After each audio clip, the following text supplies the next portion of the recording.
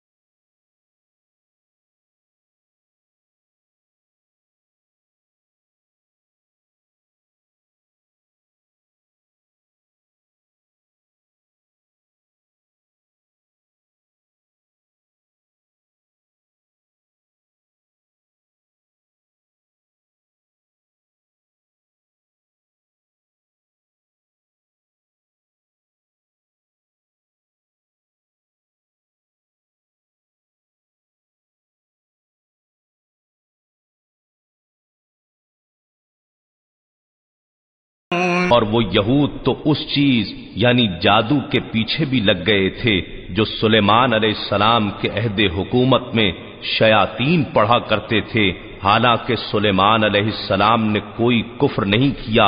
بلکہ کفر تو شیطانوں نے کیا جو لوگوں کو جادو سکھاتے تھے، اور اس جادو کے علم کے پیچھے بھی لگ گئے جو شہر بابل میں ہاروت اور ماروت نامی دو فرشتوں پر اتارا گیا تھا۔ وہ دونوں کسی کو کچھ نہ سکھاتے تھے، یہاں تک کہ کہہ دیتے کہ ہم تو محض آزمائش کے لیے ہیں، سو تم اس پر اعتقاد رکھ کر کافر نہ بنو۔ اس کے باوجود وہ یہودی ان دونوں سے ایسا منتر سیکھتے تھے جس کے ذریعے شوہر اور اس کی بیوی کے درمیان جدائی ڈال دیتے، حالانکہ وہ اس کے ذریعے کسی کو بھی نقصان نہیں پہنچا سکتے مگر اللہ ہی کے حکم سے، اور یہ لوگ وہی چیزیں سیکھتے ہیں جو ان کے لیے ضرر رساں ہیں اور انہیں نفع نہیں پہنچاتی، اور انہیں یہ بھی یقیناً معلوم تھا کہ جو کوئی اس کفر یا جادو ٹونے کا خریدار بنا اس کے لیے آخرت میں کوئی حصہ نہیں ہوگا، اور وہ بہت ہی بری چیز ہے جس کے بدلے میں انہوں نے اپنی جانوں کی حقیقی بہتری یعنی اخروی فلاح کو بیچ ڈالا۔ کاش وہ اس سودے کی حقیقت کو جانتے۔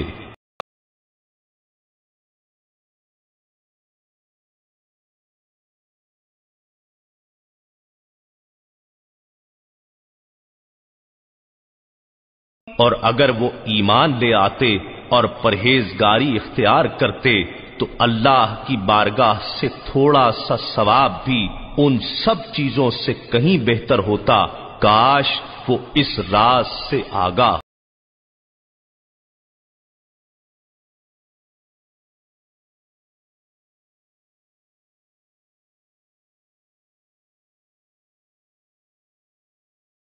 والو، نبی اکرم صلی اللہ علیہ وآلہ وسلم کو اپنی طرف متوجہ کرنے کے لیے رائنا مت کہا کرو بلکہ ادب سے انظرنا، ہماری طرف نظر کرم فرمائیے کہا کرو، اور ان کا ارشاد بغور سنتے رہا کرو، اور کافروں کے لیے دردناک عذاب ہے۔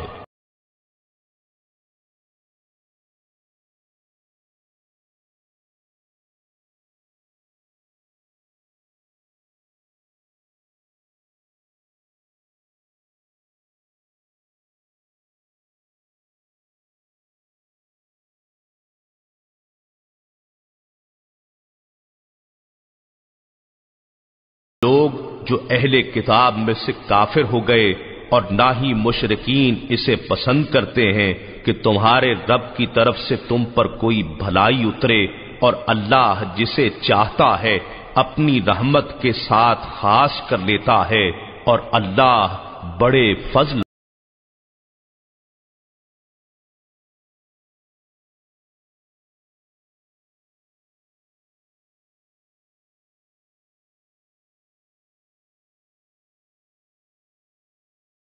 جب کوئی آیت منسوخ کر دیتے ہیں یا اسے فراموش کرا دیتے ہیں تو بہر صورت اس سے بہتر یا ویسی ہی کوئی اور آیت لے آتے ہیں۔ کیا تم نہیں جانتے کہ اللہ ہر چیز پر کامل قدرت رکھتا ہے؟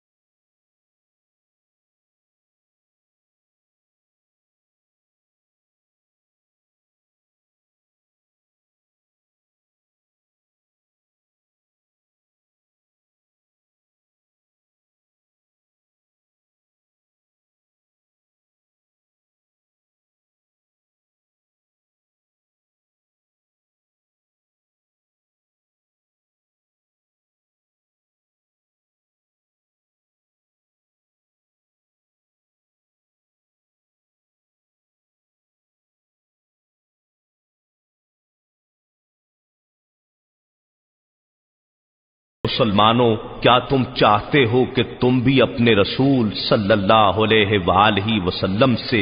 اسی طرح سوالات کرو جیسا کہ اس سے پہلے موسیٰ علیہ السلام سے سوال کیے گئے تھے؟ تو جو کوئی ایمان کے بدلے کفر حاصل کرے پس وہ واقعتاً سیدھے راستے سے بھٹک گیا۔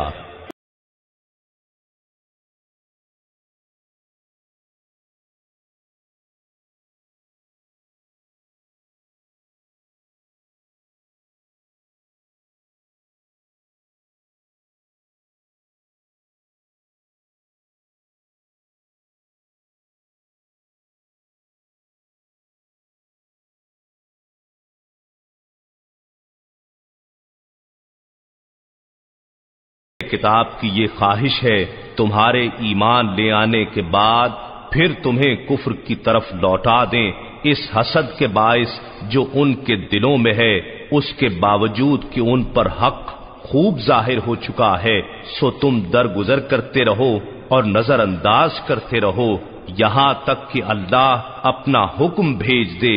بے شک اللہ ہر چیز پر کامل قدرت رکھتا ہے۔ وَأَقِيمُوا الصَّلَاةَ وَآتُوا الزَّكَاةَ وَمَا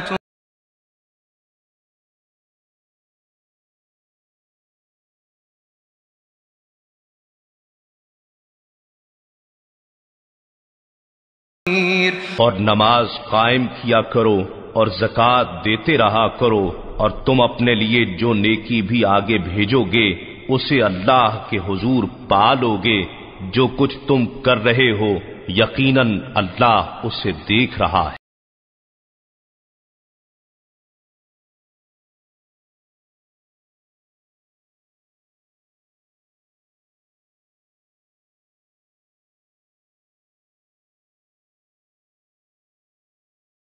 اور اہل کتاب کہتے ہیں کہ جنت میں ہرگز کوئی بھی داخل نہیں ہوگا سوائے اس کے کہ وہ یہودی ہو یا نصرانی، یہ ان کی باطل امیدیں ہیں۔ آپ فرما دیں کہ اگر تم اپنے دعوے میں سچے ہو تو اپنی اس خواہش پر سند لا